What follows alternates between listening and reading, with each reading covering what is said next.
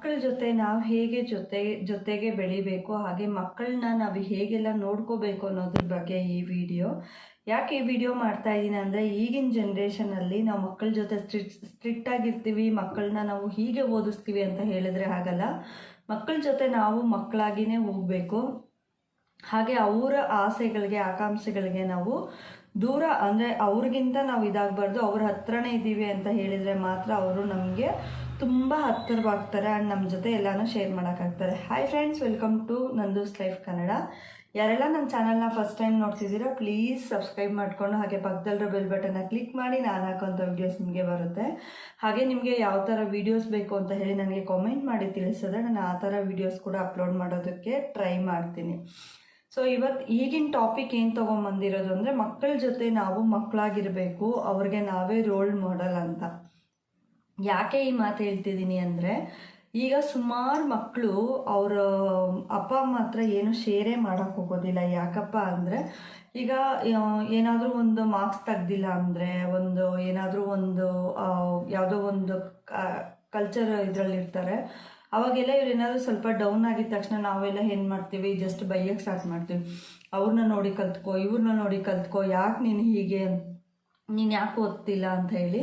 So ನನಗೆ ತಿಳಿದಿರೋ ಪ್ರಕಾರ ಒಂದು ಮನೆ ಅಂದಮೇಲೆ, ಒಂದು ಸ್ಕೂಲು ಅಂದಮೇಲೆ ಹೈಯಾಗಿ ಓದೋರು ಇರ್ತಾರೆ, ಡೌನಲ್ಲಿ ಓದೋರು ಇರ್ತಾರೆ. ಸೊ ಎಲ್ಲರೂ ಮುಂದೆ ಒಂದೇ ಥರ ಫ್ಯೂಚರ್ ಫೇಸ್ ಮಾಡ್ತಾರೆ ಅಂತ ಹೇಳೋಕ್ಕಾಗೋದಿಲ್ಲ. ಸೊ ಅದನ್ನು ತಿಳ್ಕೊಂಡು ಅವ್ರ ಮೈಂಡಲ್ಲಿ ಏನು ಇದೆ, ಅದನ್ನು ಏನು ಇಂಟ್ರೆಸ್ಟ್ ಇದೆ, ಸೊ ಅದನ್ನು ಆ ಕಲ್ಚರಲ್ಲಿ ಅವ್ರನ್ನ ಬ್ಯುಸಿ ಮಾಡೋದ್ರಿಂದ ನಾವು ಅವ್ರಿಗೆ ಹೆಲ್ಪ್ ಮಾಡ್ದಂಗೆ ಆಗುತ್ತೆ ನಾವು. ಸೊ ಕೆಲವ್ರಿಗೆ ಕ್ರಿಕೆಟಲ್ಲಿ ಇಂಟ್ರೆಸ್ಟ್ ಇರುತ್ತೆ, ಹಾಡೋದ್ರಲ್ಲಿ ಇಂಟ್ರೆಸ್ಟ್ ಇರುತ್ತೆ, ಡ್ಯಾನ್ಸ್ ಇಂಟ್ರೆಸ್ಟ್ ಇರುತ್ತೆ, ಕೆಲವರು ಇದನ್ನೇನೋ ಮಾಡಿದ್ರೆ ಓದ್ತಾ ಇರ್ತಾರೆ, ಇನ್ನೂ ಕೆಲವರು ಎಲ್ಲದನ್ನೂ ಮ್ಯಾನೇಜ್ ಮಾಡ್ತಿರ್ತಾರೆ. ಸೊ ನಾವಿವಾಗ ಏನು ಮಾಡಬೇಕಪ್ಪ ಅಂದರೆ, ಮಕ್ಕಳನ್ನ ಜೊತೆ ಕೂತ್ಕೊಂಡು ಮಕ್ಕಳಾಗಿ ಅವ್ರ ಜೊತೆ ಆಟ ಆಡ್ತಾ, ಅವ್ರ ಜೊತೆ ಅವ್ರು ಮಾಡ್ತಾರೋ, ಏನು ಓದ್ತಾ ಇದ್ದಾರೆ, ಏನು ಇದು ಮಾಡ್ತಿದ್ದಾರೆ ಅಂತ ನಾವು ಡೈಲಿ ಚೆಕ್ ಮಾಡಬೇಕು. ಬ್ಯಾಗ್ ಚೆಕ್ ಮಾಡ್ಕೋಬೇಕು ಅವ್ರದ್ದು. ಹಾಗೆ ಅವ್ರ ಜೊತೆ ನಾವು ಒಂದು ಪುಟ್ಟ ಮಗುವಾಗಿ ಆಟ ಆಡಬೇಕು, ಫ್ರೆಂಡ್ ಆಗಬೇಕು. ಫಸ್ಟು ಒಂದು ಹುಡುಗ ಆಗಿರಲಿ ಹುಡುಗಿ ಆಗಿರಲಿ, ತಂದೆ ತಾಯಿ ಇಬ್ಬರೂ ಫ್ರೆಂಡ್ಸ್ ಆಗಬೇಕು. ಮಕ್ಕಳಿಗೆ ಫ್ರೆಂಡ್ಸ್ ಆಗಿ ನಾವು ಜೊತೆಲಿ ಕೂರೋದ್ರಿಂದ, ಮಾತಾಡೋದ್ರಿಂದ, ಸ್ಕೂಲಲ್ಲಿ ಏನಾಯಿತು, ಹೇಗೆ, ಏನು ಅಂತ ಪ್ರತಿಯೊಂದು ನಾವು ಶೇರ್ ಮಾಡೋದ್ರಿಂದ ಅವರು ನೆಕ್ಸ್ಟ್ ಅಲ್ಲಿ ಏನಾದರೂ ಒಂದು ಇನ್ಸಿಡೆಂಟ್ ಆಗಿರಲಿ, ಒಂದು ಒಳ್ಳೇದಾಗಿರಲಿ, ಒಂದು ಕೆಟ್ಟದಾಗಿರಲಿ, ತಟ್ಟಂತ ಬಂದು ಮನೇಲೊಂದು ಫ್ರೆಂಡ್ ಇದ್ದಾರೆ ಅಂತಲೇ ಫ್ರೆಂಡ್ಸ್ ಹತ್ರ ಹೇಗೆಲ್ಲ ಶೇರ್ ಮಾಡ್ತಾರೆ, ಹಾಗೆ ನಿಮ್ಮ ಹತ್ರ ಕೂಡ ಶೇರ್ ಮಾಡೋದಕ್ಕೆ ಸ್ಟಾರ್ಟ್ ಮಾಡ್ತಾರೆ. ಸೊ ನೀವು ಇದನ್ನೆಲ್ಲ ಅರ್ಥ ಮಾಡ್ಕೋಬೇಕು. ಏನಂದರೆ, ಈಗ ಎಲ್ಲ ಮಕ್ಕಳು ಒಂದೇ ಥರ ಒಂದೇ ಮೈಂಡ್ಸೆಟ್ಟಲ್ಲಿ ಇರೋದಿಲ್ಲ. ಸೊ ಒಬ್ಬೊಬ್ಬರು ನನ್ನ ಮೈಂಡ್ಸೆಟ್ಟಲ್ಲಿ ಇರ್ತಾರೆ. ದಯವಿಟ್ಟು ಯಾವ ಮಕ್ಕಳಿಗೂ ನೀನು ಹಾಗಿರಬೇಕು, ನೀನು ಹೀಗಿರಬೇಕು ಅಂತ ಹೇಳಕ್ಕೆ ಹೋಗಬೇಡಿ. ಮನೇಲಿ 2 ಇಲ್ಲ 3 ಜನ ಮಕ್ಕಳಿದ್ರೆ, ಒಂದು ಮಗು ತುಂಬ ಹೈಯಾಗಿ ಓದ್ತಾ ಇರುತ್ತೆ, ಒಂದು ಮಿಡಲಾಗಿ ಓದ್ತಾ ಇರುತ್ತೆ, ಒಂದು ಲಾಸ್ಟಲ್ಲಿ ಓದ್ತಾ ಇರುತ್ತೆ. ಮಿಡಲ್ನ ಫಸ್ಟಿಗೆ ಹೈ ಓದ್ತಾ ಇರೋದಕ್ಕೆ ಸೇರಿಸೋದು, ಮತ್ತು ಲಾಸ್ಟನ್ನು ತೊಗೊಂಬಂದು ಮಿಡಲ್ ಓದ್ತಾ ಇರೋದನ್ನ ಸೇರಿಸೋದು ಮಾಡಲೇಬಾರ್ದು. ನಿನ್ನ ಟ್ಯಾಲೆಂಟ್ ನಿನಗೆ, ನಿನ್ನ ಟ್ಯಾಲೆಂಟ್ ನಿನಗೆ. ಜಸ್ಟ್ ಅವರು ಒಂದು ಹೈಯರ್ ಎಜುಕೇಷನ್ಗೆ ಹೋದ್ಮೇಲೆ ಹೈ ಆಗಿರೋರೆಲ್ಲ ಡೌನಿಗೆ ಬರ್ಬೋದು, ಡೌನಲ್ಲಿರೋರು ಹೈಗೆ ಹೋಗ್ಬೋದು, ಹೇಳೋಕ್ಕಾಗೋದಿಲ್ಲ. ಸೊ ಇದನ್ನು ಎಲ್ಲರೂ ಅರ್ಥ ಮಾಡ್ಕೋಬೇಕು. ಆ್ಯಂಡ್ ಮಕ್ಕಳನ್ನ ಯಾವಾಗೂ ನಮ್ಮ ಕಷ್ಟನ ಅವ್ರಿಗೆ ಅರ್ಥ ಮಾಡಿಸ್ಬಾರ್ದು ಅಂತ ದಯವಿಟ್ಟು ಯಾರೂ ಅಂದ್ಕೋಬೇಡಿ. ನಮಗೆ ಏನಿದೆ, ನಮ್ಮ ಸಿಚುವೇಶನ್ ಏನಿದೆ ಅದನ್ನು ತಿಳಿಸಿ. ಬಟ್ ಈಗ ನನಗಿರೋದು ಒಂದೇ ಮಗು ಅಂದ್ಬಿಟ್ಟು ನಾನು ಅದೇನಾದರೂ ಆಚೆ ತಿಂಡಿ ಕೇಳಿದ ತಕ್ಷಣ ಸಡನ್ನಾಗಿ ಹೋಗ್ಬಿಟ್ಟು ಕಷ್ಟನೋ ಸುಖನೋ ನನ್ನ ಹತ್ರ ಇದೆಯೋ ಇಲ್ವೋ ನಾನು ಹೋಗಿ ಒಂದಷ್ಟು ತೊಗೊಂಬಂದು ಕೊಟ್ಬಿಡ್ತೀನಿ. ಬಟ್ ಅದು ಮೈಂಡ್ಸೆಟ್ ಹೇಗಿರುತ್ತೆ ಅಂದರೆ, ನಮ್ಮ ಅಪ್ಪ ಅಮ್ಮ ನಾನು ಏನು ಕೇಳಿದ್ರು ಕೊಡಿಸ್ತಾರೆ, ಅವ್ರಿಗೇನು ಕಷ್ಟನೇ ಇಲ್ಲ ಅಂತ ಹೇಳಿ ಮೈಂಡ್ಸೆಟ್ಟಲ್ಲಿ ತಯಾರಾಗುತ್ತೆ ಮಗು. ಸೊ ಅದನ್ನು ನಾವು ಫಸ್ಟ್ ಬಿಡಬೇಕು. ಸೊ ಕಷ್ಟ ಆದರೂ ಪರವಾಗಿಲ್ಲ. ಸೊ ಎಲ್ಲ ತಂದೆ ತಾಯಿನೂ ನನ್ನ ಥರ ನನ್ನ ಮಗಳು ಆಗಲಿ ಮಗ ಆಗಲಿ ಇರಬಾರ್ದು ಅಂತಲೇ ಮಾಡೋದು. ಬಟ್ ಆದ್ರೂ ನಮ್ಮ ಕಷ್ಟ ಅವ್ರಿಗೆ ಗೊತ್ತಿರಬೇಕು. ಸಿಚುವೇಶನ್ ಒಂದೇ ಥರ ಇರಲ್ಲ ನೋಡಿ.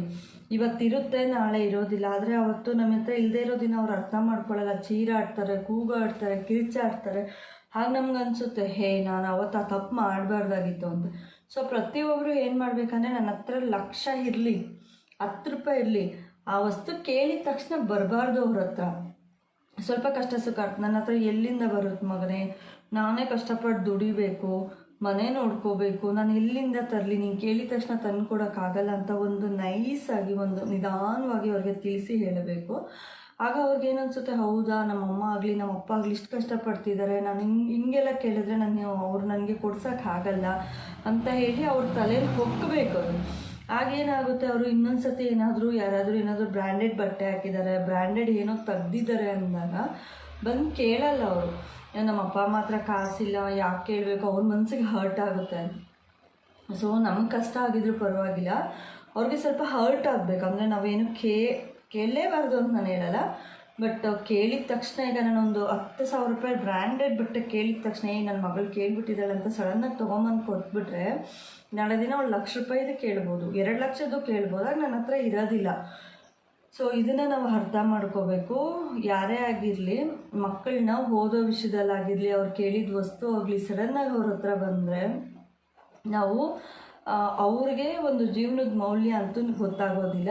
ಆ್ಯಂಡ್ ಇನ್ನೊಂದೇನಪ್ಪ ಅಂದರೆ, ನೀನು ಓದ್ತಿದ್ಯಾ, ಟಾಪಲ್ಲಿ ಓದಬೇಕು. ಮಕ್ಕಳು ಎಲ್ಲರೂ ಓದ್ತಾರೆ, ಬಟ್ ಓದೋ ಮಕ್ಕಳಿಗೆ ನೀನು ಈಗ ಜಸ್ಟ್ ಪಾಸ್ ಆಗಿರೋ, ಈಗ ಒಂದಿಷ್ಟು ಪರ್ಸೆಂಟೇಜ್ ತೆಗಿ, ನಾನು ನಿಂಗೆ ಏನಾದರೂ ತಕ್ಕೊಡ್ತೀನಿ. ಮೇಯ್ನ್ ಪ್ರಾಬ್ಲಮ್ ನಾವು ಅಲ್ಲೇ ಮಾಡೋದು.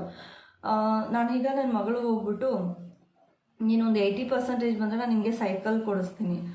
ಈಗ ಚಿಕ್ಕವಳು ಸೈಕಲ್ಲು, ನೆಕ್ಸ್ಟ್ ಗಾಡಿ. ನಾನು SLC 80% ತೆಗಿತೀನಿ, ಏನು ತಕ್ಕೊಡ್ತೀಯ ನೀನು? ಇಲ್ಲ ನಾನೊಂದು PUC ಹೋಗಿ ನಾನು 80% ಬರ್ತೀನಿ, ಏನು ತಕ್ಕೊಡ್ತೀಯ ನೀನು?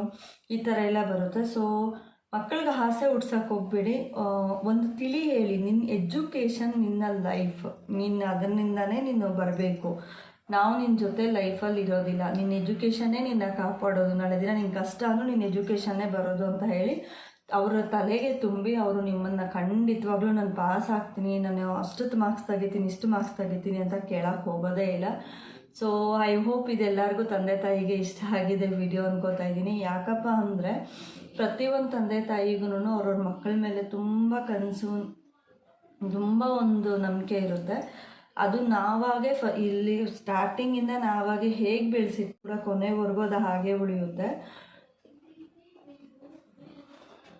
ಕೊನೆವರೆಗೂ ಕೂಡ ಅದೇ ಉಳಿಯುತ್ತೆ. ಯಾಕಪ್ಪ ಅಂದರೆ ಈಗ ನಾನು ಏನು ಕಲಿಸಿರ್ತೀನಿ ಅವ್ರಿಗೆ, ಅಂದರೆ ಒಂದು ಹೆಣ್ಮಗುಗಾಗಲಿ ಗಂಡು ಮಗುಗಾಗಲಿ, ನಿನ್ನ ಎಜುಕೇಷನ್ ಮೇಲೆ ನಾನು ನಿಂತ್ಕೋತೀನಿ ಅಂತ ಹೇಳಬಾರ್ದು.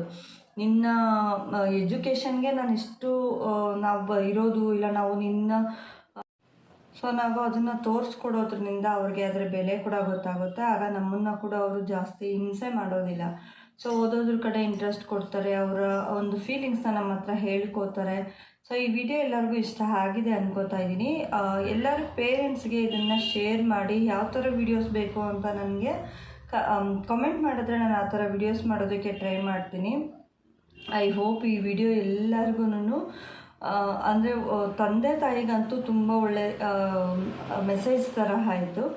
ನಾನು ಕೂಡ ನನ್ನ ಮಗಳನ್ನ ಸೇಮ್ ಇದೇ ಥರನೇ ಫಾಲೋ ಮಾಡ್ತೀನಿ, ಇದೇ ಟಿಪ್ಸ್ ಒಂದಿಗೆ ನಾನು ಫಾಲೋ ಮಾಡ್ತಾ ಇರೋದು.